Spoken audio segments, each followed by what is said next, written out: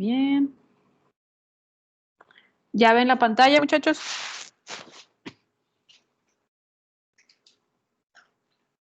Sí, profe. Muy bien. Sí, profe. Entonces, igual, mismas instrucciones que como cada clase. Hay que, si tienen alguna duda, si tienen alguna pregunta, algún comentario, abren su micrófono y pueden hacerla en el momento que así lo requieran. Entonces, haciendo un pequeño resumen, una pequeña recapitulación de lo que vimos en la clase pasada, que fue de crecimiento, estábamos hablando de tiempo de duplicación y estábamos hablando de cómo trabajar toda esta información que nos da el hacer una técnica muy bien estandarizada y muy bien conocida, que es una cinética de crecimiento. Hablábamos de la forma en la que procesamos los datos y que muchas veces al ser microorganismos, pues estamos hablando de cantidades o de números muy complicados de procesar. Estamos hablando de cientos de millones o de miles de millones de células. Entonces, es muy difícil que nosotros podamos obtener un análisis claro y conciso utilizando esas cifras.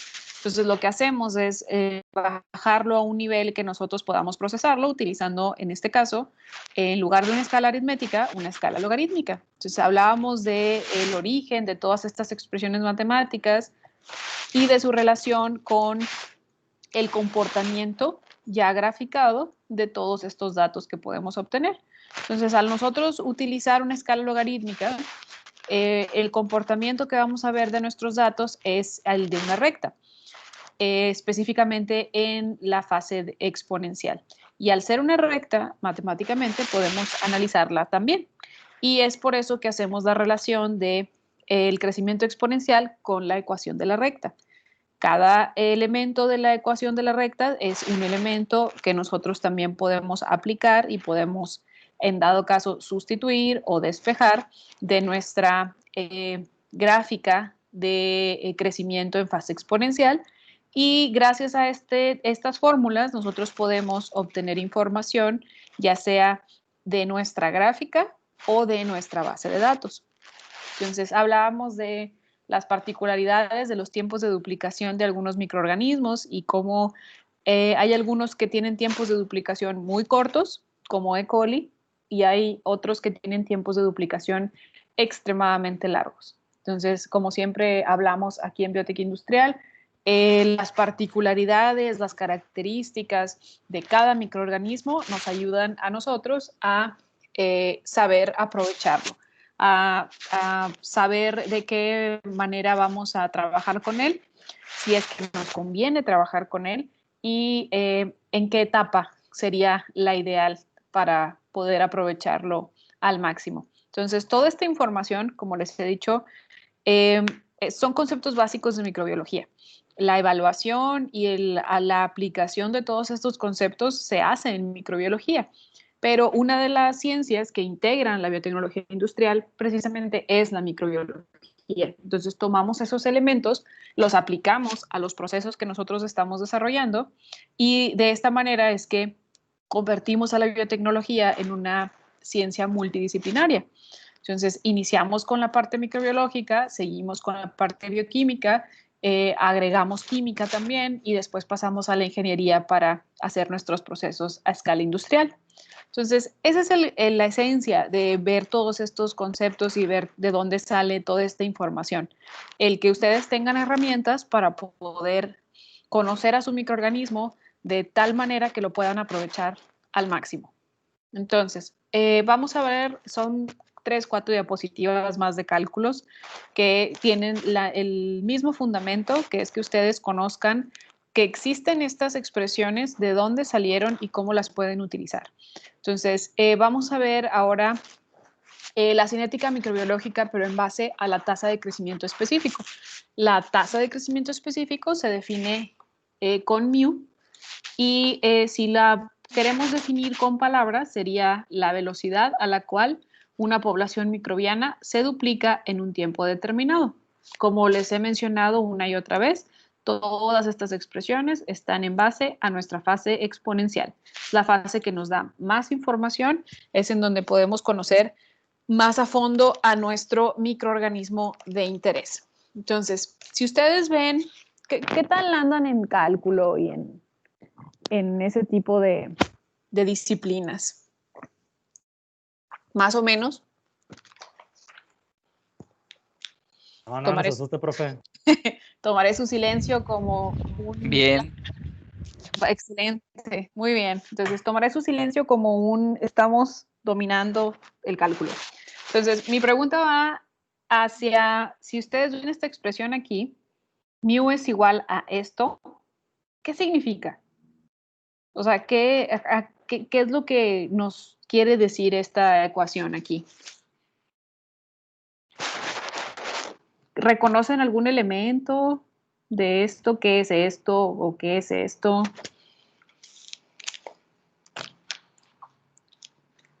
No pasa nada si no.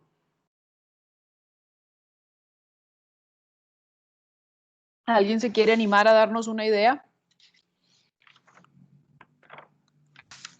Profe, dx no era velocidad y dt tiempo o algo así. De X velocidad y dt tiempo. Ahí va, por ahí va, por ahí va. Pero, por ejemplo, si queremos definir toda esta ecuación, ¿a qué se está refiriendo? ¿O qué nos estaría indicando? ¿Qué hay qué? Cuando este símbolo de aquí es delta. Entonces, ¿cuándo utilizan este símbolo? Si es que alguna vez lo han empleado. Cuando hay un diferencial, Exactamente, cuando hay un cambio, cuando hay una diferencia. Entonces, aquí lo que nos está indicando esta ecuación es que mu se basa en un cambio, en una diferencia entre algo que inicia y algo que va a ser diferente conforme va avanzando en el tiempo. Entonces, aquí lo que nosotros estamos expresando es que hay un cambio de concentración y hay un cambio de tiempo.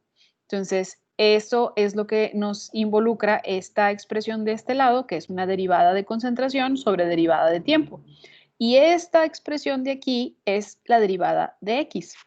Si nosotros recordamos algunos conceptos básicos, la derivada de x es 1. Entonces, esto es una igualdad que matemáticamente debemos agregar para poder expresar de forma correcta este cambio. Entonces, ¿es necesario que nos la aprendamos? No.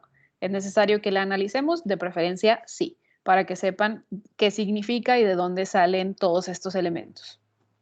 Pero el resumen es que es un cambio. Y si nosotros queremos ver y evaluar ese cambio o diferencial, como menciona su compañero, nos vamos a nuestra gráfica. Entonces, si tenemos nuestra gráfica aquí y nosotros sabemos que mu es igual a la pendiente entre dos puntos sobre el número de células promedio de esos dos puntos, lo único que tenemos que hacer es tomar esos datos de nuestra gráfica. Entonces, ¿de dónde sacamos esto? De nuestra ecuación de la recta. Sabemos que la pendiente es igual al diferencial que hay entre dos puntos, en este caso, entre dos concentraciones diferentes de células sobre dos tiempos diferentes. ¿Hasta aquí vamos bien?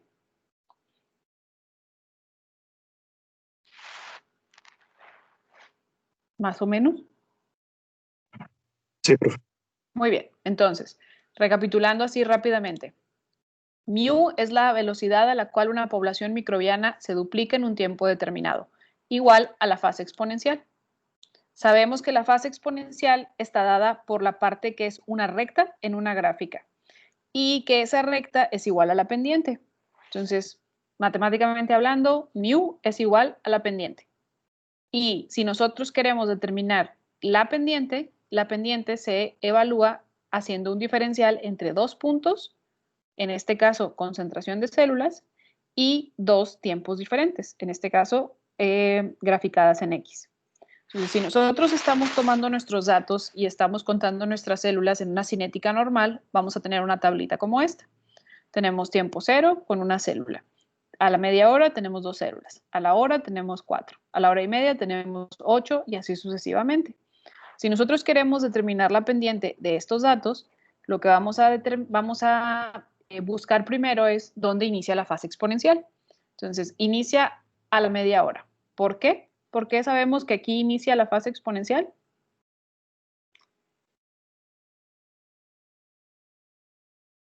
¿Qué característica tiene la fase exponencial? ¿Qué pasa con la población? Empieza a duplicar la población. Exactamente. Explicó. Perfectamente. Entonces, aquí sabemos que inicia la fase exponencial porque hay una duplicación. Entonces, vamos a determinar la pendiente de estos puntos. Vamos a tomar Y2, que en este caso sería 4, y menos Y1, que es 2. La concentración mayor menos la concentración menor. Y vamos a tomar 2 puntos en el tiempo. El que corresponde a 4 células, que es 1 hora, y el que corresponde a 2 células, que es 0.5 horas. Hacemos esta operación y vamos a obtener 4 células por hora. Entonces, si sabemos que mu es igual a la pendiente entre 2 puntos y la pendiente la determinamos de esta forma, nos falta la otra mitad de esta expresión, el número de células promedio entre estos 2 puntos. ¿Cómo sacamos esto? Tomando el número de células de este punto, el número de células de este punto y sacando su promedio, que es lo que nos muestra esta expresión de acá. Tenemos 2 más 4 entre 2 para sacar el promedio de 3. Entonces, mu, que es la tasa a la cual nuestra población se duplica, se convierte en 4 células por hora, que es lo que obtuvimos de nuestra pendiente, sobre el promedio de células entre esos 2 puntos, entre 3. Si hacemos esta operación, vamos a obtener mu. Entonces, este ejemplo les puede servir de base o de guía cuando requieran determinar estos datos. No es necesario que se lo aprendan, pero les recomiendo que lo hagan, que agarren un lápiz, una hoja y hagan paso a paso. Está sencillo, pero platicado se vuelve un poquito más complicado. Entonces, ¿es necesario que repasemos cada uno de estos pasos? No. Aquí lo que queremos que ustedes se lleven de toda esta información es que existe una relación matemática entre el cambio de concentración sobre la duración de la fase exponencial. Esto es lo que significa esta T. Hacemos el despeje correspondiente que nos va a mostrar en dónde es que se involucra mu. Mu es el elemento que estábamos analizando en esta parte del análisis de su cinética, considerando que mu es la velocidad a la cual nuestra población se duplica, y vemos que mu tiene un lugar en nuestra expresión final de cinética de crecimiento. Aquí vemos matemáticamente cómo la vamos involucrando y cómo vamos integrando este valor o esta expresión en nuestra ecuación final. Entonces, el punto de toda esta información y de esta diapositiva es que vean qué lugar ocupa mu en nuestra expresión final y cómo se relaciona con la pendiente. Entonces, en la diapositiva anterior hablábamos de que mu es igual a la pendiente. Si nosotros analizamos la ecuación de la recta y desmenuzamos cada uno de los elementos que se relacionan con nuestra ecuación de cinética de crecimiento, vemos que mu equivale a este elemento de aquí. Entonces lo vemos aquí y lo vemos acá. Mu es igual a la pendiente, por lo tanto, mu es igual a esta expresión de aquí, que es nuestra constante sobre el tiempo de duplicación. Entonces, de toda esta información, con lo que nos quedamos es con esta. ¿Dudas? ¿Preguntas? ¿Para qué nos sirve? Para hacer este tipo de determinaciones. Si ya sabemos que mu es igual a 0.693 sobre el tiempo de duplicación, podemos sacar el tiempo de duplicación si nosotros previamente ya tenemos mu. Mu ya la calculamos de esta manera, si recuerdan. ¿Cómo calculamos mu? Con los datos que nos da nuestra base de datos, nuestra gráfica. Y no tenemos el tiempo de duplicación, pero si sabemos cuál es nuestra mu, podemos saber cuánto es nuestro tiempo de duplicación. Entonces, con un simple despeje podemos obtener nuestro tiempo de duplicación. ¿Dudas?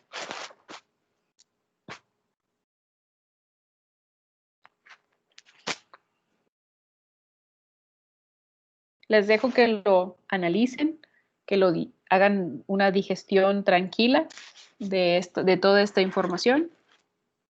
Son todos los cálculos que vamos a ver en el semestre, no hay que preocuparnos por más fórmulas. Entonces, fuera de esto que vimos que está relacionado directamente con el crecimiento, el resumen de toda esta parte es la cinética de crecimiento es muy valiosa, podemos obtener mucha información a través de nuestra base de datos. Es una técnica sencilla que requiere precisión y la fase más importante es la fase exponencial. Entonces, si sabemos todo esto, muy probablemente vamos a aprovechar de la mejor manera nuestro microorganismo. Y como sabemos que la gran mayoría de los metabolitos de interés, lo que se van a convertir en un producto de valor agregado, se producen durante la fase exponencial, de ahí radica el gran valor de saber cuándo sucede. ¿Para qué vamos a tener un proceso activo durante las 4 fases de crecimiento normales si saliendo de nuestra fase exponencial nuestro microorganismo ya no produce el metabolito de interés? Entonces, el saber cómo se comporta, cuánto dura nuestra fase exponencial, qué necesitamos darle de nutrientes para que tenga un buen rendimiento, nos ayuda a tener un proceso industrial mucho más eficiente. El poder llevarlo a fase exponencial y en algunos casos mantenerlo en fase exponencial para que siga produciendo lo máximo que puede darnos de valor y no dejarlo que siga a fase estacionaria. O si en dado caso nuestra técnica de producción es por lotes, saber dónde cortar la producción y solamente quedarnos con estas 2 fases. No es necesario que sigamos o que le permitamos al microorganismo entrar en fase estacionaria porque ya no vamos a obtener un beneficio de él. Entonces, en biotec industrial, toda esta información, todas las cinéticas, toda la caracterización, los tiempos de duplicación, las determinaciones de mu y todo esto nos sirven para eso, para saber en qué momento nuestro microorganismo está más activo, nos puede dar mejores rendimientos. ¿Preguntas? ¿Dudas? ¿Comentarios? No, profe. No, profe, todo bien. Muy bien. Entonces, continuamos, muchachos. Entonces, ya vemos que mu es un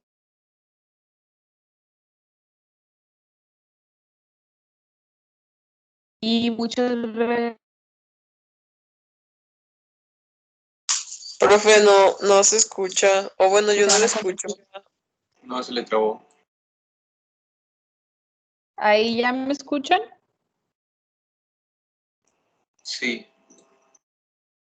Ok, muy bien. Entonces, les decía, el hecho que ustedes puedan analizar todos estos elementos y en este caso mu, como es lo que nos menciona esta diapositiva, es de gran valor porque nos va a ayudar a saber en qué momento nuestro microorganismo está más activo.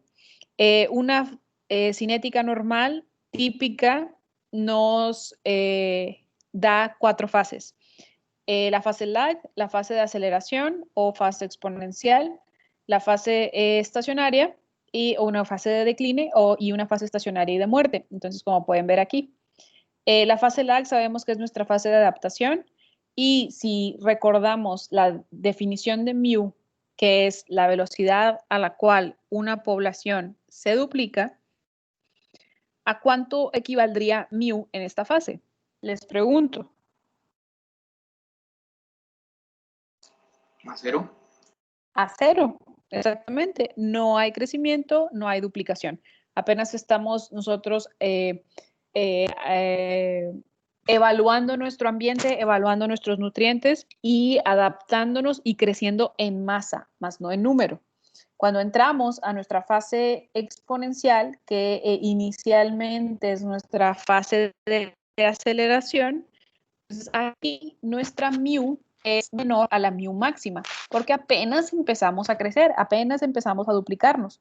Entonces nuestra mu máxima va a ser cuando entremos de lleno, que ya estemos en la máxima fase de crecimiento, que es más o menos aquí a esta altura. Aquí es donde nuestra mu va a ser igual a nuestra mu máxima. Lo máximo que podamos mantener a nuestro microorganismo en esta fase es donde nos va a dar el mejor rendimiento. Cuando ya salimos de esta fase, por ya sea que se nos acabaron los nutrientes o nuestro microorganismo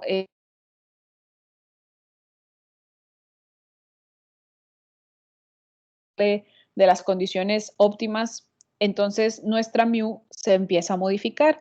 Salimos de nuestra mu máxima y cuando entramos en nuestra fase de decline, cuando ya estamos por entrar en fase estacionaria, nuestra mu vuelve a estar menor a la mu máxima.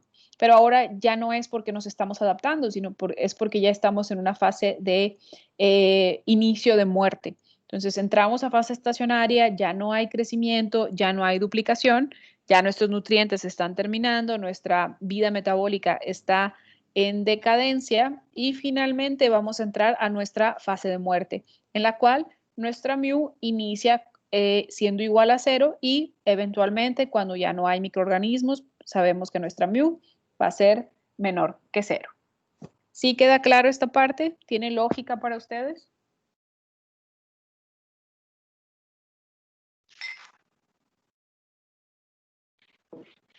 Sí, profe, malo que vaya aumentando, ¿verdad? ¿Cómo fue lo último? Sí, o sea, que si hacemos algo, un error en el cálculo y vemos que en vez de ir disminuyendo va aumentando, pues entonces ahí nos indica que hicimos algo mal, ¿no? Eso es algo muy importante, ajá, el saber cómo se va modificando tu mu y precisamente si ves que si teóricamente nuestra mu siempre tiene que ir disminuyendo a excepción de en la fase exponencial, algo no está cuadrando. Y lo más probable es que, como menciona su compañero, sea algo con los cálculos, porque el microorganismo metabólicamente no puede echarse para atrás.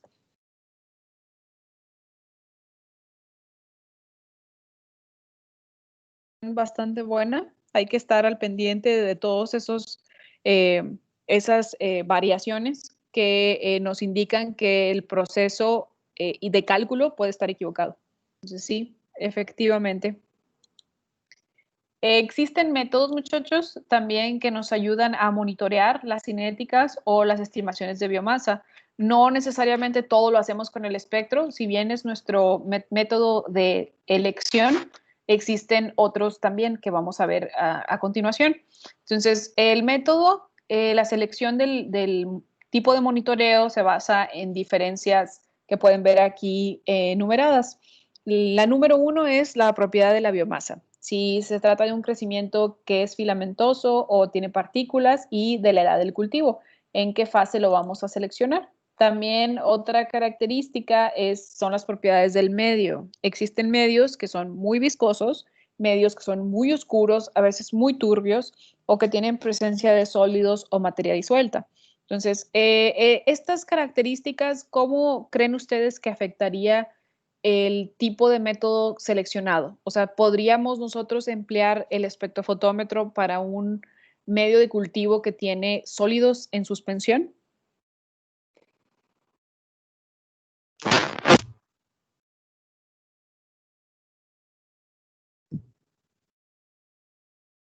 ¿Qué opinan? ¿Creen que se pueda? ¿No se No por lo de pueda? la turbidez. El principio básico del uso del espectro es precisamente la absorbancia y la transmitancia. Y sabemos que si hay sólidos en suspensión, nuestro haz de luz se va a ver interrumpido por esas partículas y nos va a aumentar la absorbancia. Entonces, no va a ser una medición precisa, real, de lo que estamos nosotros obteniendo.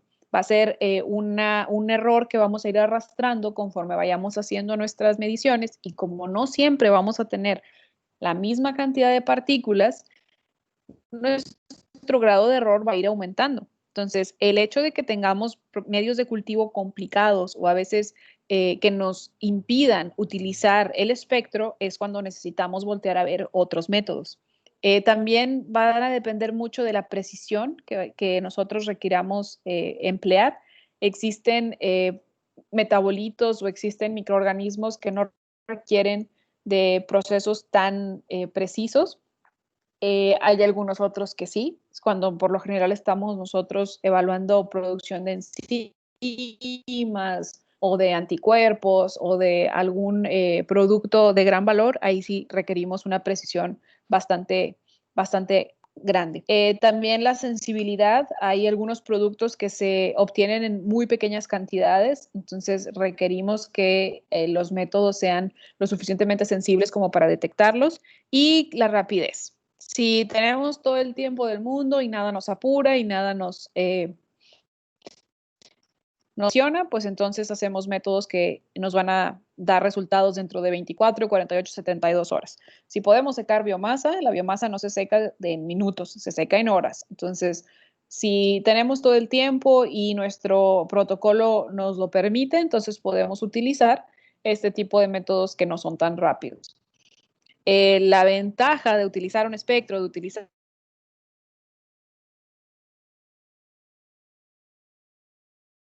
hay que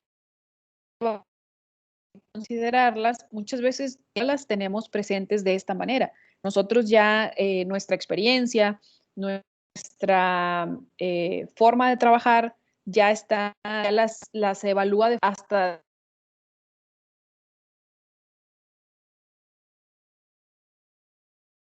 color.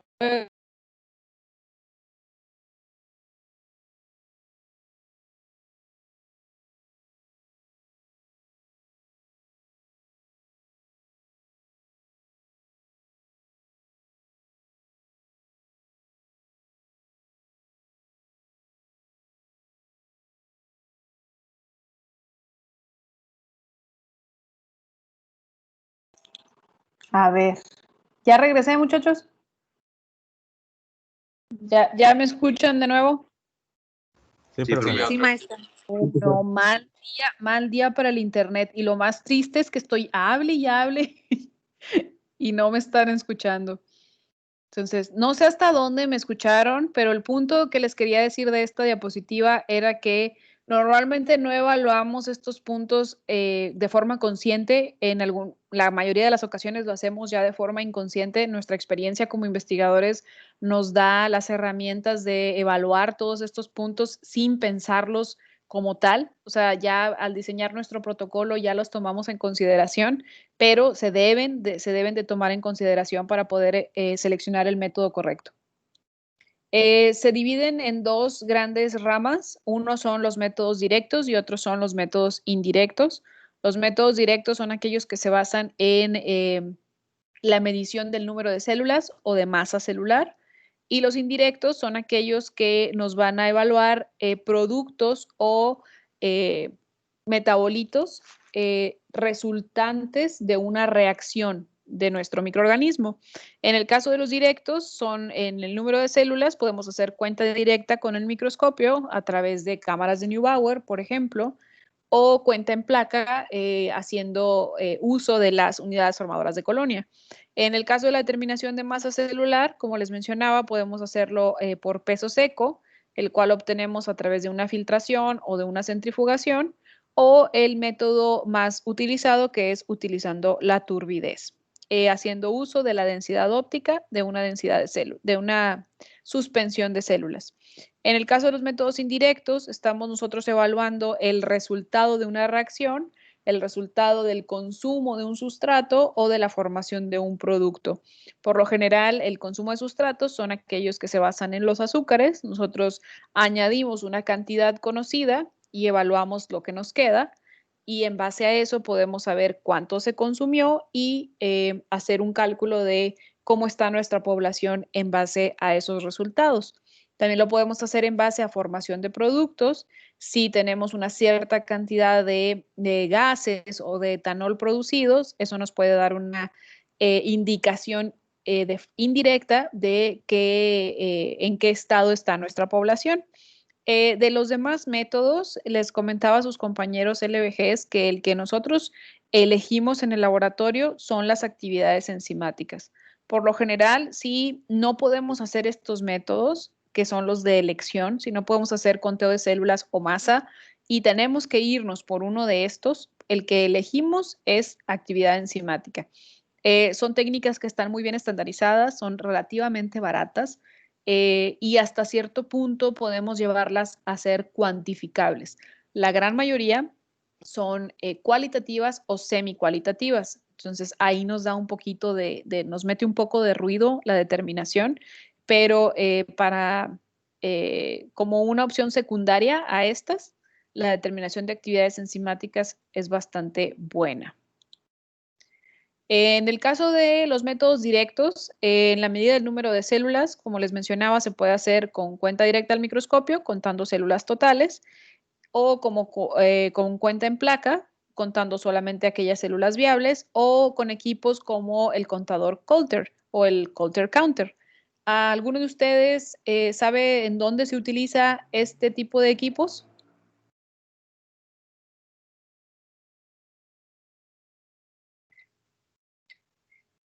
Creo que aquí tenemos varias personas que trabajan en sector salud. ¿Alguna vez han escuchado acerca de este equipo?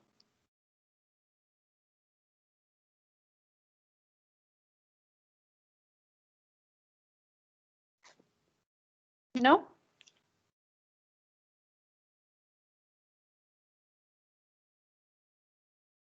No, muchachos, nadie ha escuchado hablar de él. No, profe. Ok, tuvo su momento de gloria hace algunas décadas. Es un equipo cuyo fundamento es relativamente sencillo. Estaba en prácticamente todos los laboratorios de análisis clínicos de hospitales y sector salud. Se utilizaba para hacer conteo de células sanguíneas. Entonces se basaba básicamente en hacer como un tamizaje de células en base a tamaño. Sabemos que las células sanguíneas tienen diferentes tamaños, entonces lo que hacía este equipo era diferenciarlas en base a esa característica. Entonces ya no es tan extendido su uso, pero en su momento fue una tecnología bastante innovadora. En cuestión de medición de masa celular, el peso seco lo podemos recuperar del medio de cultivo. Sabemos que los podemos separar fácilmente la biomasa del sobrenadante a través de una filtración en ocasiones o en ocasiones cuando está un poquito más denso nuestro cultivo, podemos hacer una centrifugación. La turbidez la determinamos, ya sabemos, a través de un espectrofotómetro, hacemos una cuantificación de densidad óptica y normalmente lo comparamos con una curva patrón que nosotros ya establecimos previamente, la cual nos va a dar un número conocido de células. ¿Alguno de ustedes me puede dar un ejemplo de una curva patrón que se utiliza para conteo de masa celular?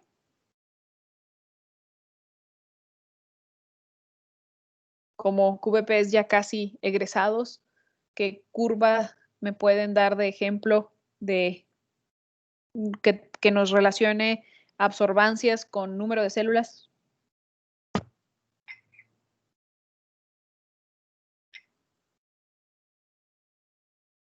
No se les viene a la mente.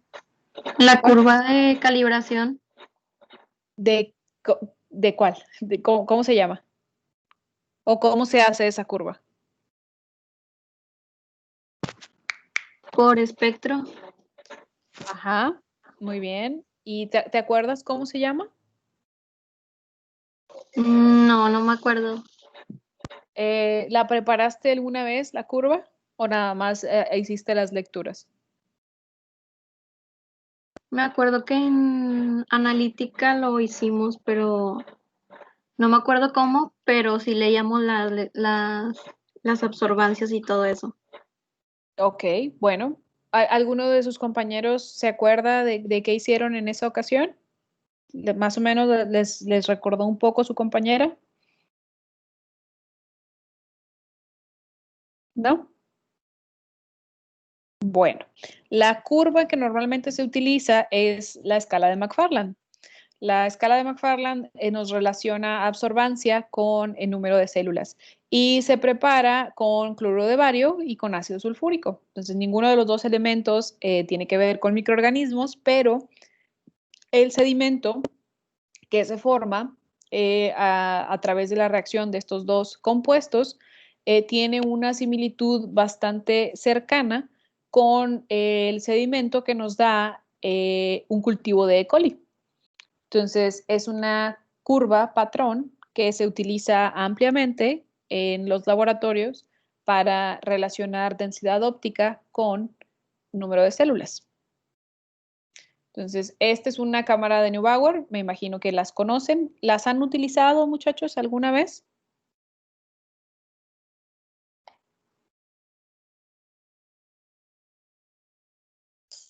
Sí, profe, para contar las células sanguíneas. Muy perfecto, para eso. Ese es su uso principal.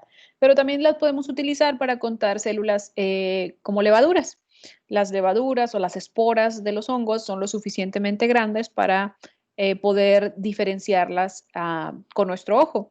Entonces, normalmente lo que se utiliza son estos 4 cuadrantes. Existen diferentes técnicas para hacer el conteo. Hay compañeros en nuestro laboratorio que solamente leen los 4 cuadrantes, hay compañeros que leen los 5 cuadrantes, los 4 de las esquinas y el central, hay compañeros que leen los 4 y solamente los 5 que van en diagonal, dependiendo de la técnica y el microorganismo que están trabajando.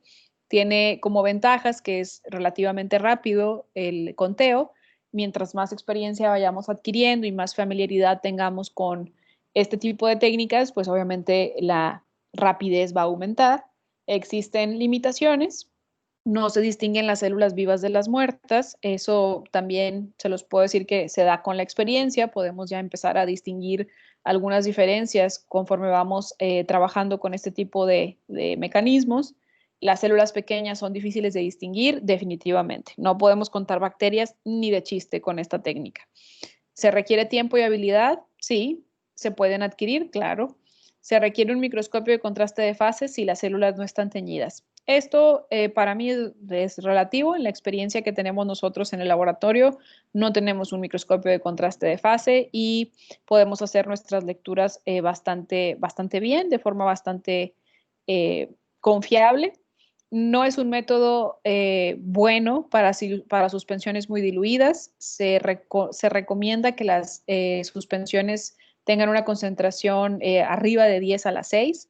Entonces, por lo general, cuando trabajamos con bacterias y hongos, no hay problema por estas concentraciones. Entonces, las cubrimos sin problema. Esta cámara, este equipo, tiene por lo general un cubreobjetos que va de acuerdo a las dimensiones que tiene nuestra cámara. Tiene un grosor determinado de dimensiones y un tamaño específico, porque la facilidad de utilizar la cámara de Neubauer es que no tengamos que contar cada célula que está presente en nuestro volumen. Obviamente vamos a cargar una cantidad muy pequeña de muestra en nuestra cámara y eso vamos a traslaparlo a un volumen mucho mayor. Entonces, matemáticamente hablando, estas características de nuestra cámara y el grosor de nuestro cubreobjetos, así como la cantidad de muestra que estamos incorporando, son elementos que son constantes. Y al ser constantes, podemos hacer una aproximación bastante cercana al número de células que tenemos en un volumen mayor. Entonces, al final de todo esto, lo que hacemos es contar un número, sacar promedio y multiplicar por 10 a la 4. Este 10 a la 4 nos lo dan todas estas características que les menciono. El hecho de que el cubreobjetos esté colocado de la manera correcta, que sea el cubreobjetos con el grosor adecuado y la cantidad de muestra que estamos añadiendo. Todas estas particularidades lo que nos da es tener un número de células confiable. Entonces es una técnica bastante sencilla que se va haciendo más fácil de realizar conforme vamos trabajándola. El conteo en placa, me imagino que ya también están familiarizados con estas técnicas. Se puede dar por siembra en superficie o por vertido en placa. Lo que hacemos es utilizar aquellas células viables. Cada célula viable teóricamente nos va a formar una colonia. Es por eso que les llamamos unidades formadoras de colonia. Cuantificamos el número de células a través del conteo de colonias. ¿Qué ventaja tiene esta técnica? Solamente cuenta aquellas células viables. Por células viables nos referimos a aquellas que pueden reproducirse y proliferar. En cuestión de masa celular, también tenemos dos métodos, el método directo y los métodos indirectos. Aquellos directos son los que involucran el peso húmedo, el peso seco o el contenido total de algún elemento, en este caso nitrógeno. Y con los métodos indirectos tenemos de nuevo la densidad óptica, el balance de energía, la viscosidad o algunas magnitudes metabólicas como el consumo de algún elemento, la producción de algún gas o algún producto de interés. Obviamente los que preferimos pues son aquellos que son directos, y de todos estos, por lo general, por lo menos en nuestro laboratorio, el de elección es determinación de peso seco. En el caso de la turbidimetría, bueno, sabemos que el método es un método muy rápido, utilizamos el espectro para poder realizarlo. Se basa en la turbidez de una suspensión celular, considerando que las células dispersan la luz, pues, cuantificamos ya sea la luz transmitida o la luz que se absorbe. El número de células nos va a incrementar la turbidez y de esta manera podemos hacer una relación con el uso de una curva patrón ya establecida del número de células presente. ¿Qué desventaja tenemos? Ya lo sabemos. No podemos diferenciar entre células vivas y muertas, y problemas asociados al medio de cultivo y a la presencia de partículas, como ya lo establecimos hace algunas diapositivas. Ejemplos de métodos que se basan en gravimetría, pues la cuantificación a través de peso seco. Como les mencionaba, se obtiene la biomasa a través de una filtración, de una suspensión de biomasa, posterior secado y finalmente hacemos el pesaje. O en dado caso que no se pueda hacer una filtración, se hace una centrifugación, posteriormente se seca y finalmente se hace el pesado. Desventajas: incluye microorganismos muertos, materia orgánica y polímeros extracelulares. Cuando hablamos de filtración o centrifugación, estamos hablando de una técnica estándar, nada con una precisión o sensibilidad elevada. Estamos hablando de una técnica bastante basal, entonces no estamos usando filtros que nos van a dar una ultrafiltración, no estamos destilando, no estamos haciendo una diálisis. Entonces, por eso es que tenemos todos estos restos de elementos de nuestro cultivo que nos pueden interferir. Y con eso terminamos la evaluación de los métodos de crecimiento de nuestros cultivos. Ahora, ¿qué tiene que ver todo esto con lo que nosotros hacemos en biotecnología industrial, que es obtener productos?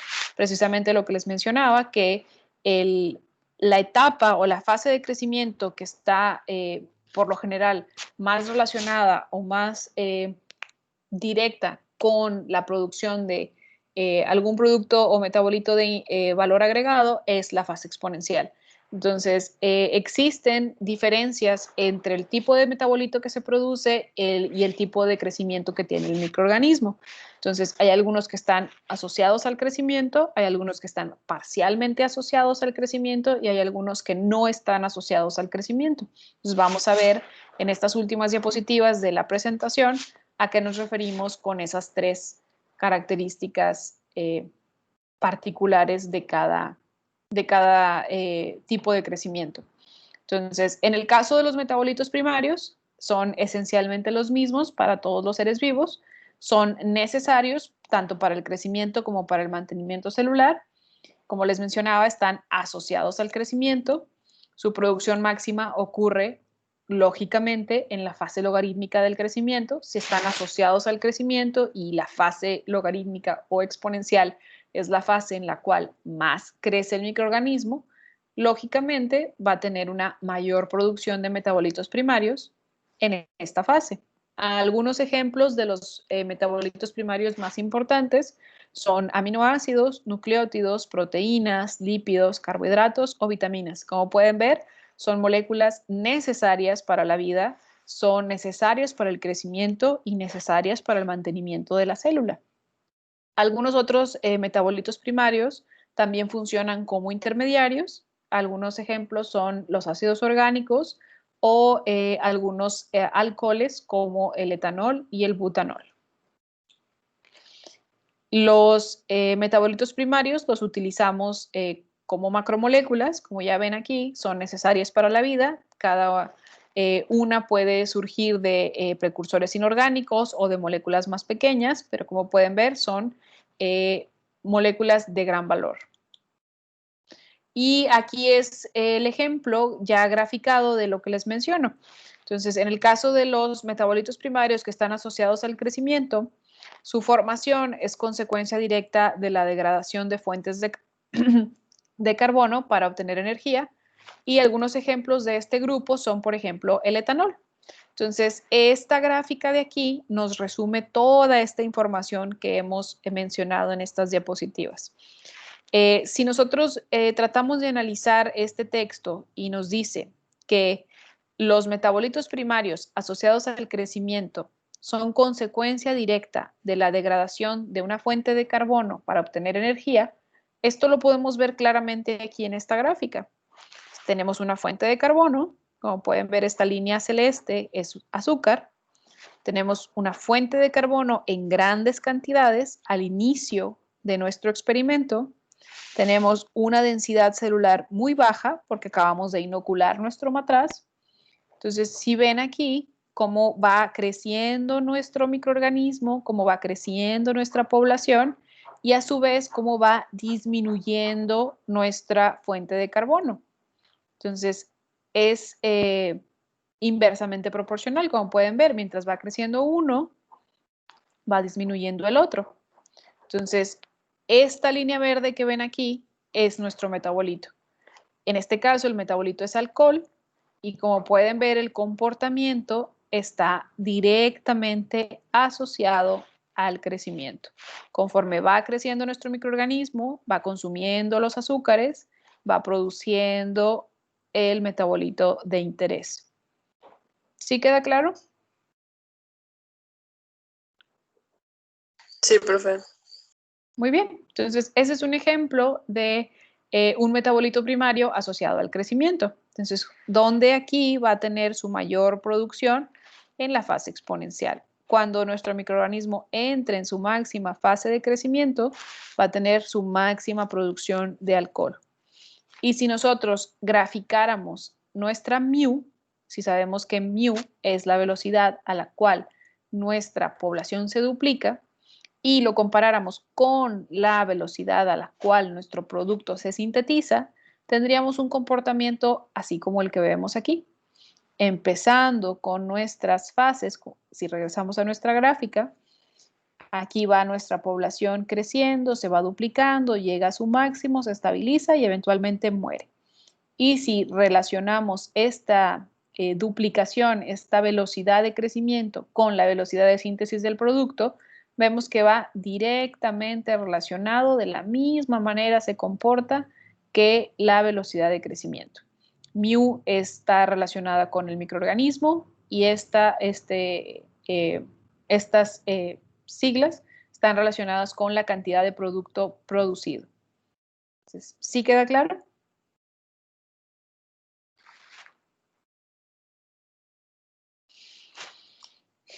Sí, profe. Muy bien. Si tienen alguna duda, me dicen. Entonces, la síntesis de estos metabolitos obviamente requiere energía. Y la sobreproducción de estos metabolitos se evita por la mayoría de los microorganismos, ya que, como hablábamos en los temas anteriores, un metabolismo bien regulado, un microorganismo que tiene mecanismos efectivos, es competitivo. ¿Por qué? Porque no gasta energía sin una razón. Entonces, si esta sobreproducción de metabolitos primarios nos va a gastar energía, pues obviamente la vamos a querer evitar. ¿Por qué? Porque esto nos haría menos competitivos en ambientes naturales. Ya nosotros, como biotecnólogos industriales, nos aprovechamos de esas debilidades. Si existe un microorganismo que tiene una sobreproducción que no está bien regulada, obviamente para nuestros objetivos, para nuestro beneficio, va a ser algo maravilloso, porque no tenemos que hacer ninguna modificación, no tenemos que alterar al microorganismo si ya viene mal regulado. En dado caso, si nosotros queremos modificar los mecanismos de un microorganismo, entonces lo que podemos hacer es incrementar su producción alterando, por un lado, las condiciones del medio, como lo que hablábamos de hacer los cambios paso por paso, mover pH, mover nutrientes, mover temperatura, o lo hacemos de una manera más directa, por modificaciones genéticas. En ocasiones lo que hacemos es aumentar el número de copias de un gen para que se produzca el producto en mayor cantidad. O, por ejemplo, también podemos hacer alteración de la permeabilidad para que podamos nosotros obtener de una manera más sencilla el producto de interés. En el segundo ejemplo, que son los productos parcialmente asociados al crecimiento, aquí podemos ver algunos ácidos orgánicos, algunos aminoácidos o algunos biopolímeros. Aquí, si ven aquí en esta gráfica, hay un poquito más de información. Aquí lo que nos está dando a entender todas estas líneas es que hay un procesamiento de nuestra fuente de carbono. Se fijan que nosotros estamos añadiendo sacarosa al inicio y aquí no hay nada de microorganismo. Aquí aquí inoculamos, pero no vemos que haya un desarrollo del microorganismo, sino es hasta la hora y media aproximadamente, que empezamos a ver que nuestro microorganismo se empieza a desarrollar y está relacionado con una disminución de la sacarosa, pero a la vez un aumento de dos monosacáridos, glucosa y fructosa. ¿Alguien me podría decir qué está pasando aquí? ¿O qué se les ocurre? ¿Qué se imaginan que está pasando?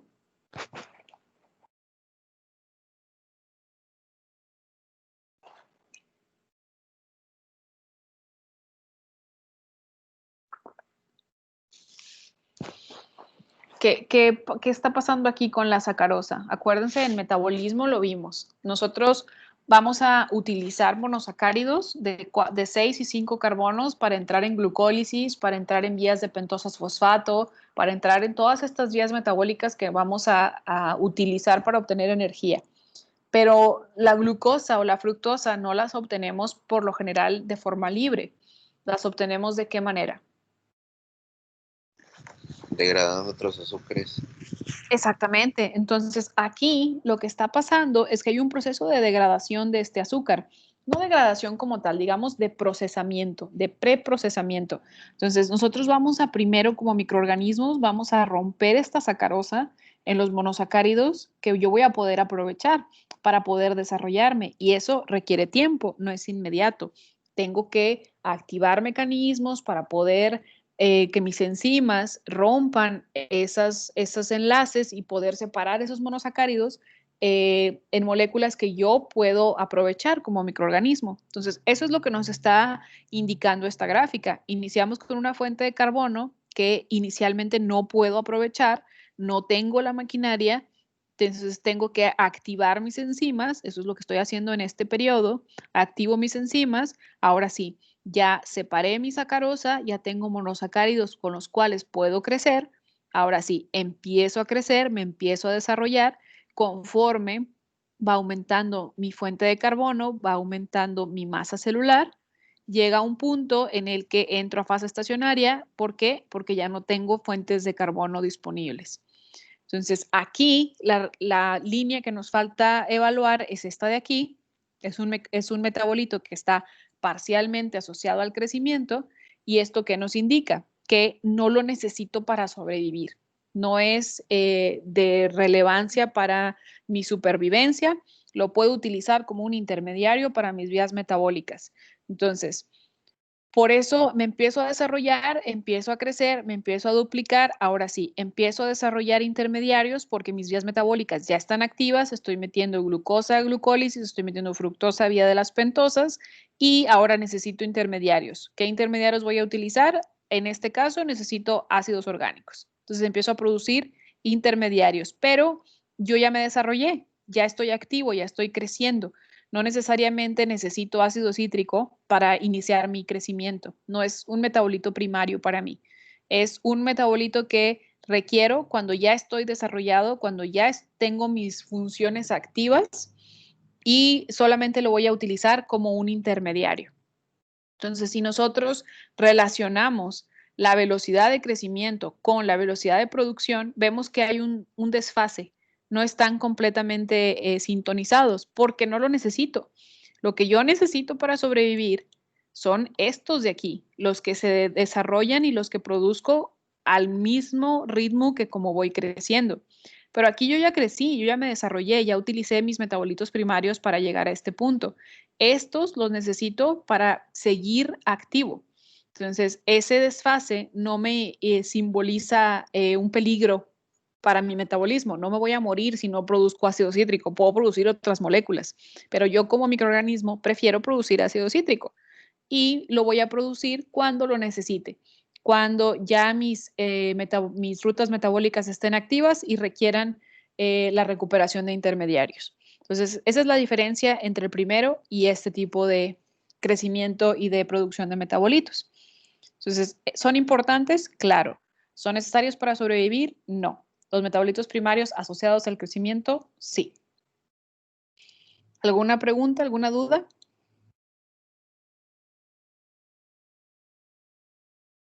¿Sí les queda clara la diferencia? Ambos son metabolitos primarios, pero unos son necesarios, indispensables, otros no son indispensables, son intermediarios. En el caso de los metabolitos secundarios, pues sabemos que son moléculas que se sintetizan por algunos microorganismos, usualmente en la parte final de su ciclo de crecimiento. No tienen una función aparente en el microorganismo, se producen en respuesta a restricción de nutrientes, por lo cual vamos a tener que estresar a nuestro cultivo para poder obtenerlo. Solamente se producen por algunas plantas y algunos microorganismos. Aunque no se requieren para el crecimiento, estos microorganismos pueden tener valor para su supervivencia, pueden funcionar en algunas ocasiones como hormonas, como compuestos antagónicos, como agentes de simbiosis o como efectores de diferenciación. Dentro de los más famosos y más conocidos, ya sabemos cuáles son, los antibióticos, pero también algunos pigmentos y algunas micotoxinas se consideran metabolitos secundarios. Y su gráfica que los explica en relación al crecimiento y desarrollo del microorganismo es esta de aquí. Entonces, a este grupo ya vemos que pertenecen los antibióticos, las toxinas, los alcaloides y las giberelinas, que son hormonas.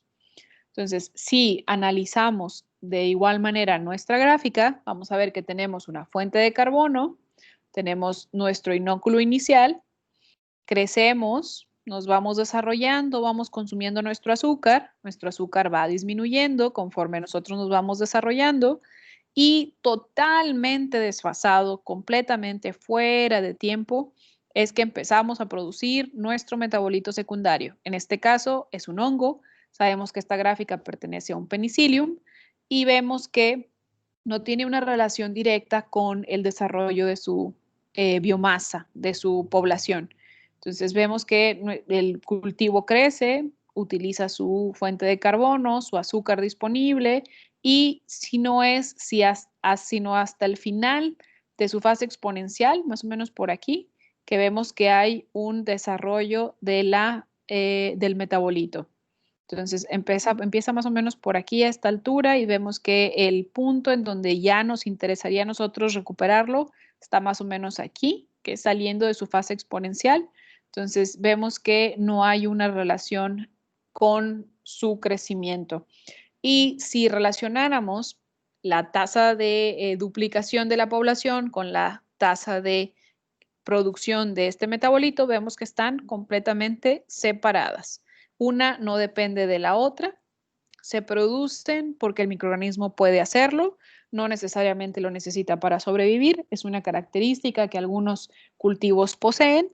Como les menciono, su crecimiento se da hasta el fin de la fase logarítmica, obtenemos nuestro producto de interés y obviamente la forma de cultivo y la forma de recuperación va a ser muy diferente cuando queremos obtener un metabolito secundario que cuando queremos obtener un metabolito primario. En el metabolito primario nosotros vamos a tratar de mantener la fase exponencial lo más que podamos y en el metabolito secundario lo que queremos es que salga de la fase exponencial porque la producción, el mejor rendimiento va a ser cuando salga de esta fase. Entonces, el que nosotros conozcamos y sepamos cómo se comporta nuestro microorganismo es de amplia relevancia. Y para terminar, esta es una lista de algunos de los metabolitos que son productos de importancia comercial, enzimas, aminoácidos, vitaminas, polisacáridos, entre otros, algunos alcoholes, algunos ácidos orgánicos y como metabolitos secundarios tenemos antibióticos, los más importantes, algunos agentes antitumorales, algunas toxinas, algunos alcaloides, etc. Y terminamos. ¿Preguntas? comentarios, dudas?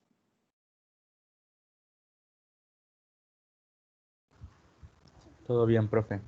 Todo bien. Y es mucha información, yo sé. No sé cómo nos va a ir con solamente 2 exámenes. Va a ser 9 semanas de información que vamos a tener que condensar en una sola evaluación. Entonces vamos a ver de qué manera podemos repartir toda esta información en pequeños ejercicios o algunas otro tipo de evaluaciones para que no se vean tan llenos de presentaciones. Llevamos 4 apenas y todavía nos faltan. Muy bien, entonces déjenme, les dejo de compartir. Dejamos de grabar.